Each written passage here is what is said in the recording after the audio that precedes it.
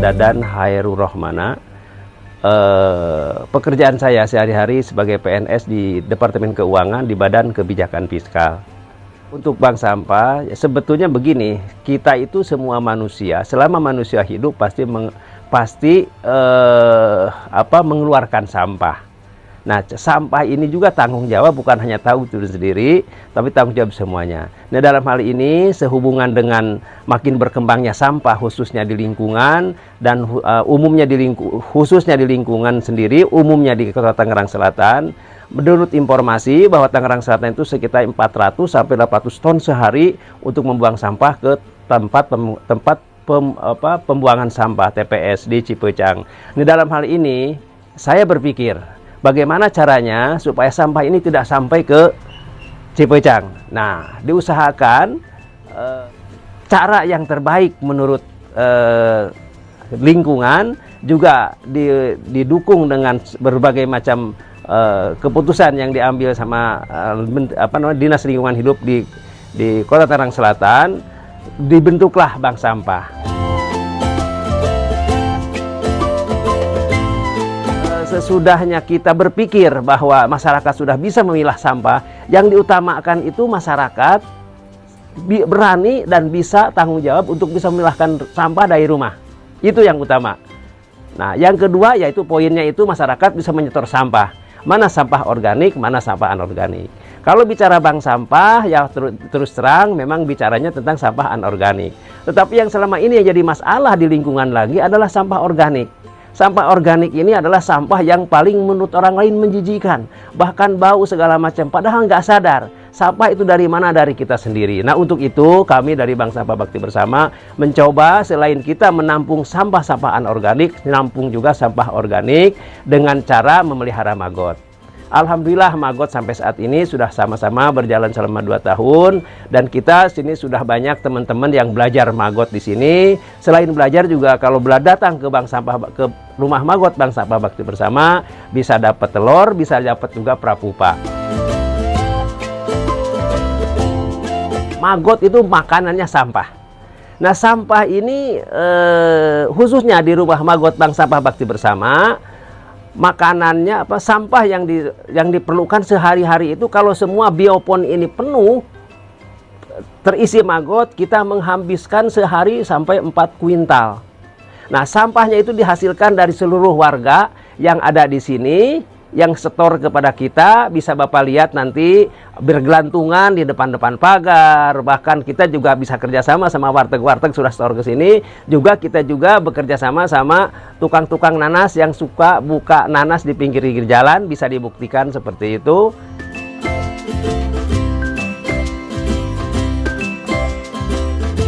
Untuk budidaya maggot yang disiapkan, pertama harus punya niat. Yang kedua perlu tekun, perlu teliti, dan jangan jijian diantaranya itu. Karena melihat maggot, kalau belum tahu maggot itu pasti jijik. Nah, dalam hal ini itu dulu yang utama. Dan yang ketiga, yang selanjutnya adalah tanggung jawab kita. Kita harus punya tanggung jawab tadi. Kalau kita nggak punya tanggung jawab, nggak tahu peduli terhadap lingkungan, nggak mungkin kita bisa ngurus maggot.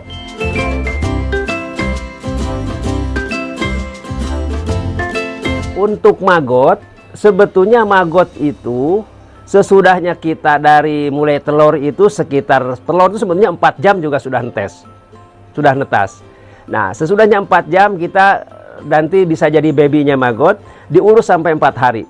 Sesudah 4 hari maggotnya, 4 hari sampai 5 hari, kalau sudah kelihatan maggotnya baru kita pindahkan ke biopon.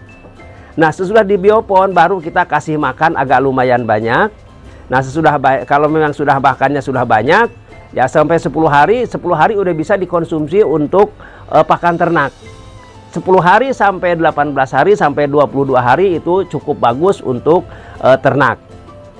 Dan bisa selain untuk ternak untuk makanan ternak juga bisa diperjualbelikan, baik telurnya maupun maggotnya juga prapupanya.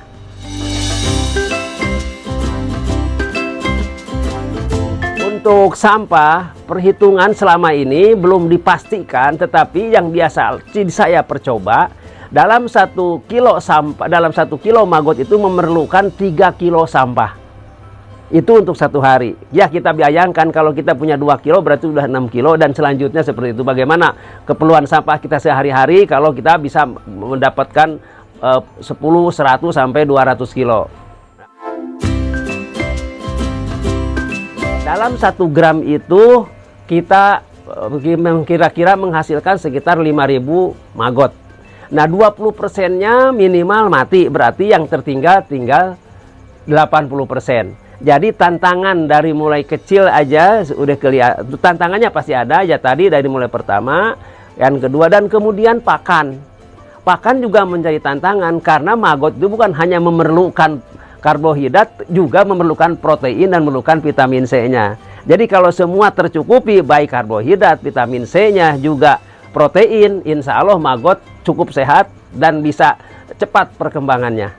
Untuk contoh kecil mengenai ayam-ayam yang dikelola di Bank Sampah Bakti Bersama, di Rumah Bagot Bank Sampah Bakti Bersama, adalah kita pernah mencoba sekitar 100 ayam dibagi 3. Yang satu kandang kita kasih sekitar 30 dengan kasih maggot. Yang 30 lagi satu kandang dikasih antara maggot dengan pelet, ya dengan pur. Dan yang terakhir adalah 30 lagi, setelah 35 lagi kita coba pakai pur. Nah, memang untuk perkembangan lebih besar yang pur, lebih cepat, tetapi loyo dan lembek. Lain dengan yang dikasih campuran maggot dan pur. Apalagi yang dikasih maggot, itu ayamnya lebih lincah dan badannya lebih keker dan kenyal. Itu bedanya. Sama seperti lele juga sama seperti itu. Beda lele-lele yang dikasih maggot, yang hanya dikasih pur, hanya dikasih pelet doang, dengan yang dikasih maggot. Dan untuk perkembangannya, untuk perkembangan lele bisa lebih cepat. Selama ini saya pengalaman dengan cara dikasih pur dan dengan cara dikasih pelet dan kasih maggot, 2 bulan insya Allah untuk ukuran pecel lele sudah cukup, 2 bulan sudah terjual. Ini adalah rumah khusus tempat kawinnya lalat. Jadi lalat itu adalah perkawinannya di sini. Sesudahnya nanti prapupa, sesudahnya pupa, yang sudah pupa itu adalah maggot yang sudah hitam dan sudah diem, kita masukin ke dalam rumah ini. Dari rumah ini sekitar 3 hari 4 hari langsung dia menjadi kepompong langsung menjadi lalat BSF. Nah, sesudah 4 hari lalat BSF ini jadi lalat, nanti lalatnya ini adalah kawin. Nah, sesudahnya kawin, jantan sama betinanya, kalau sudah kawin, jantannya mati. Betinanya bertelur di rumah ini, di ruangan ini. Dan kalau sudah bertelur juga, betinanya mati juga. Nah, itu pun kematian dari 2 jenis jantan dan betina pun bisa bermanfaat untuk pakan ternak kembali, yaitu untuk makanan lele atau makanan ayam.